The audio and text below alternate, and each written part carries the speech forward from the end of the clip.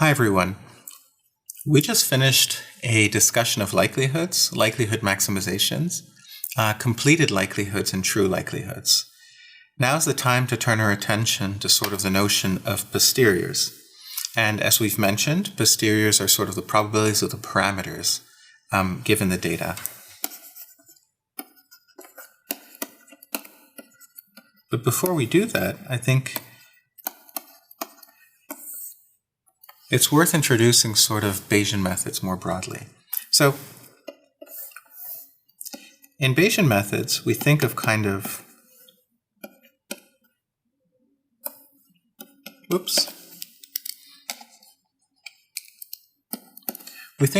having collected some data.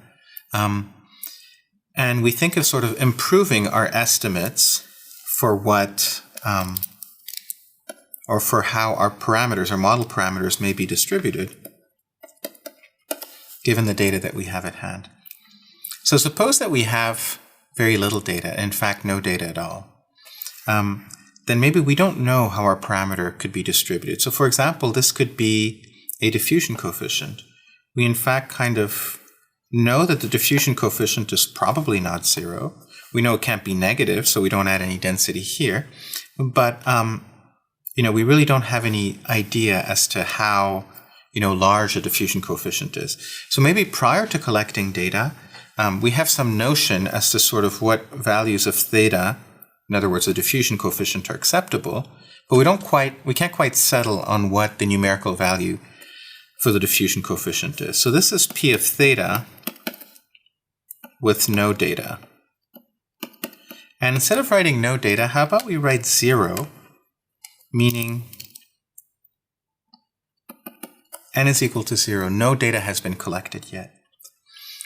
But maybe as we start collecting sort of the trajectory of a Brownian particle, our estimates for what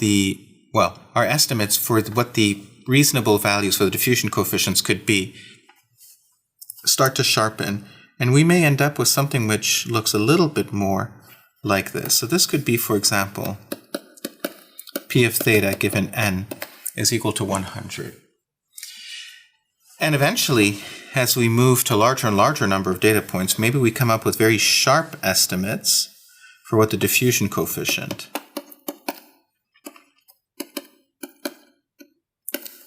could be. So the idea with Bayesian methods is really to sort of learn how to start off with what is a probable range over which the parameter that I care exists, and then eventually start refining that range as we collect more and more data. The object that more or less defines the range over which the parameter exists prior to the considerations of data is called, not so surprisingly, a prior. Prior meaning before, and ultimately implying before data. As we start collecting more and more data, then we start developing our posterior. This is an example of a posterior. In other words, it's a prior that has been updated by 100 data points. This is an example of another posterior, which is a prior that has been updated by 10 to the 3, or 1,000 data points. So the idea is to start off with priors and eventually start developing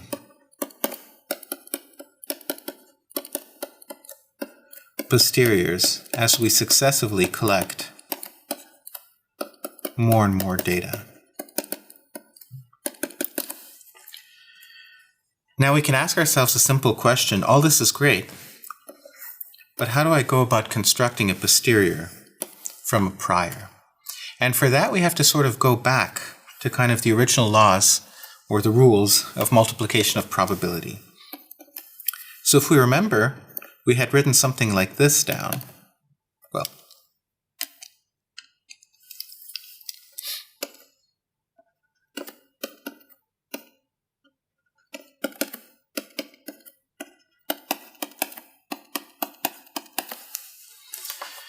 earlier. So what am I going to do here? I'm going to rewrite this. my mistake. We had written something like this down. I can take this object here and break it up using the rules of multiplication of probability as follows.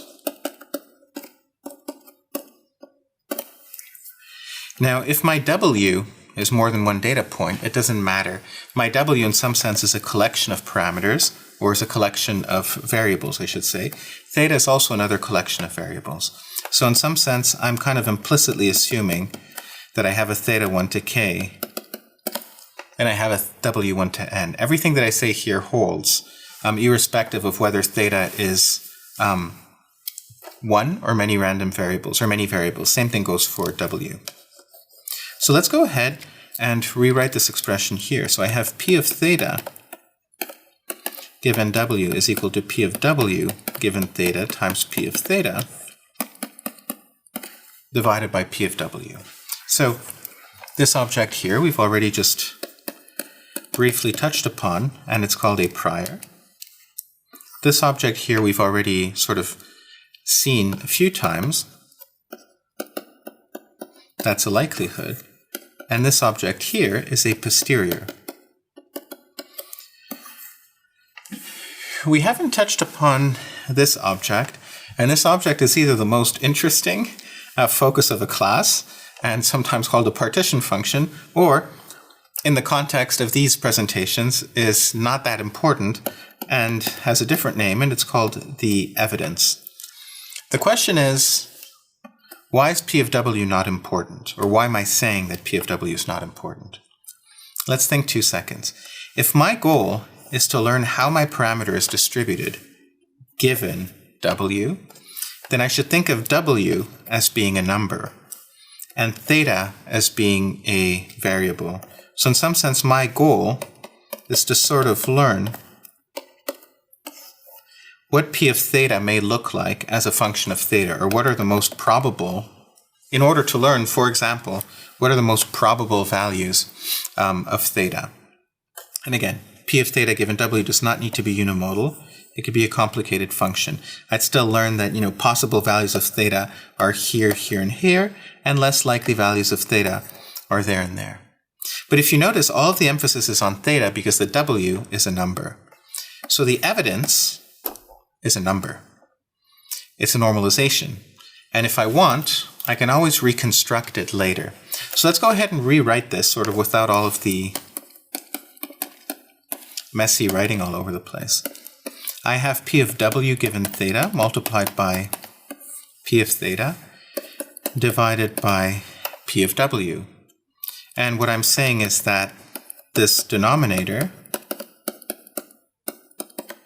in principle, I know how to construct. It's the marginal over theta of the numerator that I have here. But if I'm marginalizing over theta, then the denominator cannot depend on theta. So this whole thing is proportional to P of W given theta times P of theta. By proportional, I mean I have dropped all constants with respect to theta. And if I want to reconstruct the normalization, I can, and that's from sort of integral of the numerator that I have here. One other thing sometimes people think about or ask about is, well, previously we discussed sort of how to go about updating the prior given one likelihood, given one data point, and then given a second data point, given a third data point.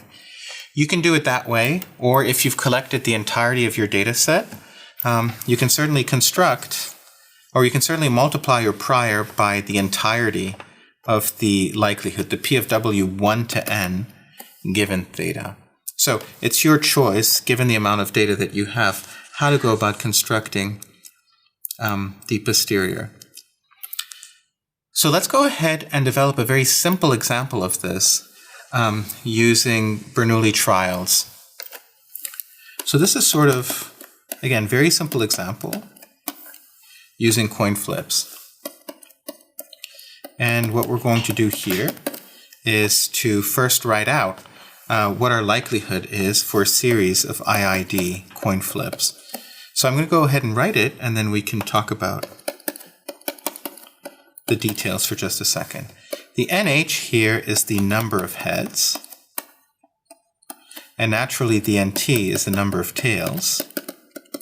And if I'm going to be consistent with the notation we introduced earlier, then the number of heads plus the number of tails needs to be equal to big N, the total number of draws.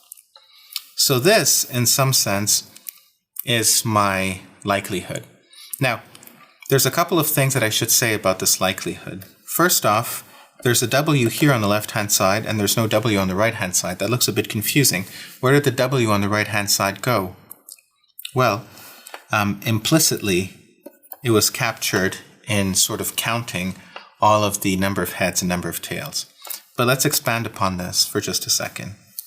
Technically speaking, I could write down the probability for observing 1, either heads or tails. And if I were to write out this probability for just that one data point, I would write, let's say 1, W1, and 2, W1.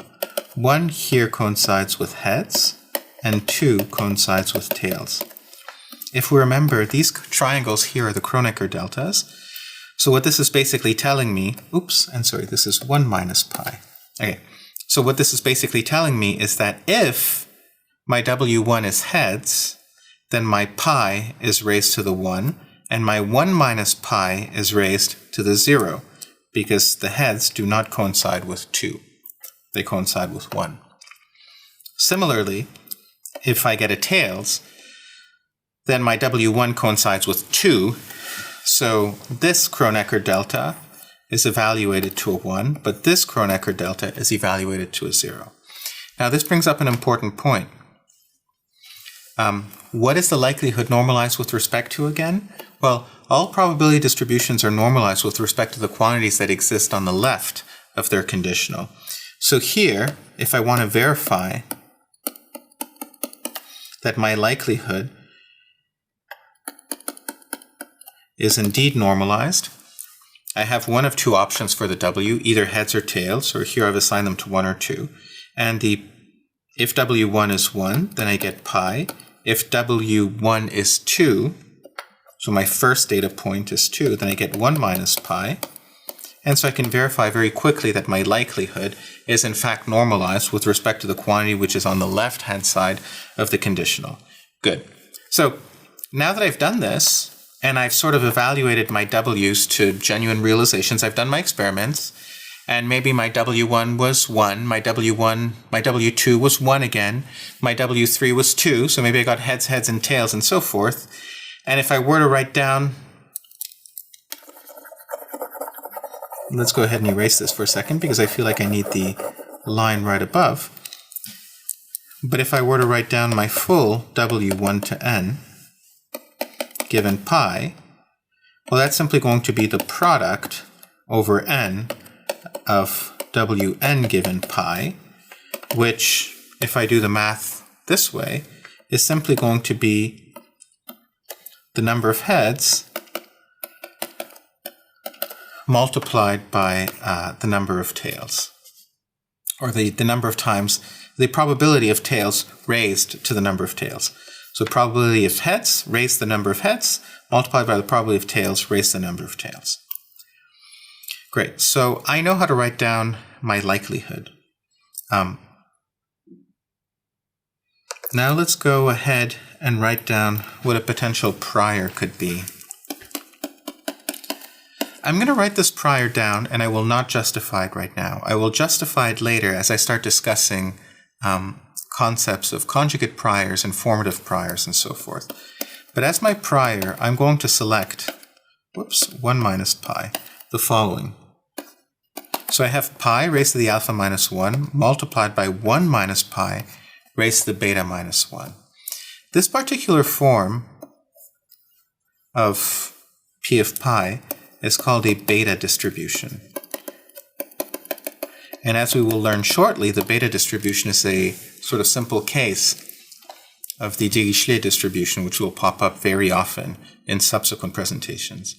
Alpha and beta here need to be greater than 0 in order for this P of pi to be a proper distribution. Now, we have to ask ourselves the question, what is P of pi our prior normalized with respect to? Well, one thing's for sure is that this looks similar to my likelihood, but it's actually a completely different distribution from the likelihood. The likelihood was the probability of the data given pi, so it's normalized with respect to the data. This, the prior, is a probability distribution of pi, so it's normalized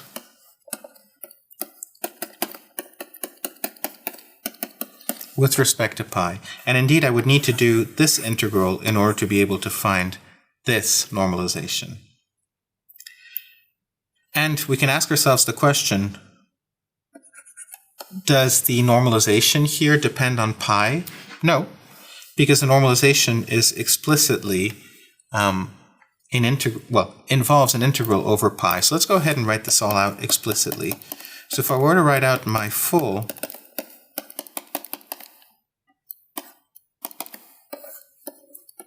prior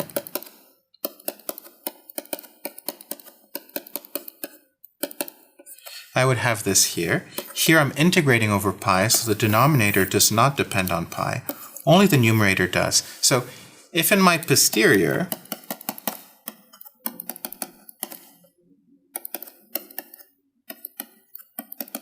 I'm trying to keep track of only those things that depend on pi, then I don't need to worry about the normalization here, and I certainly don't need to worry about something which explicitly does not depend, just like the normalization explicitly does not depend on pi itself. So this will be proportional to those, or I will keep track of those portions of the likelihood that depend on pi, and those portions of the prior that depend on pi, in order to be able to construct the posterior with respect to pi. And if I choose to find that normalization constant later, which does not depend on pi, I can do that.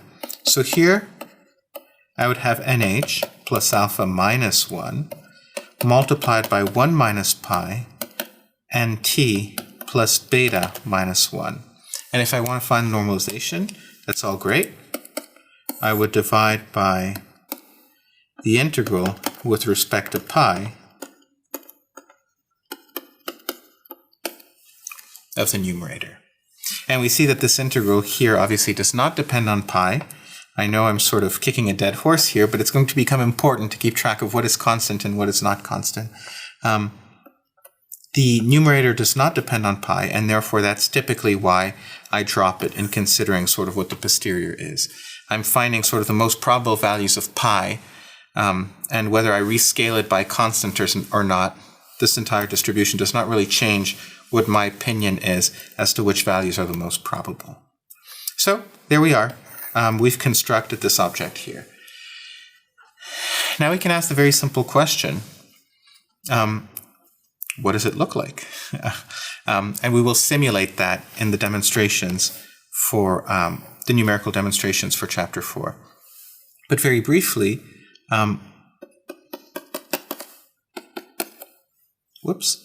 this is my posterior. So very briefly, I can try to sort of maximize, if I choose to, either the log posterior or the posterior. We know that they will have the same maximum with respect to pi. So you're going to say, this is quite a complicated expression. This is going to be the log of pi nh plus alpha minus 1 multiplied by 1 minus pi and t plus beta minus 1, and take its derivative with respect to pi and set that equal to 0. So how do we go about doing this algebra? Let's remember for a second, if I had maximized the likelihood, I know that my probability of heads would have been nh over n, the total number of counts, or equivalently nh over nh plus nt. What if I maximize the posterior? The posterior in this particular case, just because I made a very specific choice of prior that we'll justify in a little bit, actually provides a very similar estimate to the maximum likelihood estimate for the probability of heads. And let's go ahead and write down what that would be.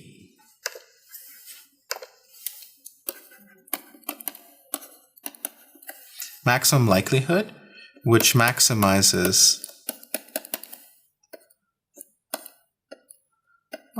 this object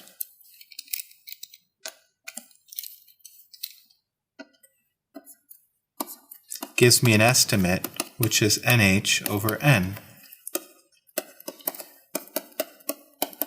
If I maximize the posterior, which is the maximum of this object, perhaps not so surprisingly, we'll see that it gives us the number of heads plus alpha minus 1 divided by n plus alpha plus beta minus 2. So the only difference is that we've added these terms, and these terms come from the prior. So you're going to say, well, you've probably picked your alpha and beta by hand in the prior. So isn't this worse than doing a maximum likelihood estimate?